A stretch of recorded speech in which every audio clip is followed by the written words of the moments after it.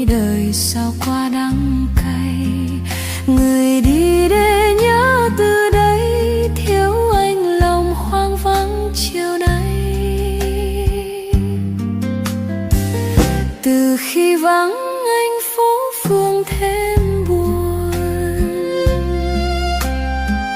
lấy ai nhặt lá cuối thu bên đường,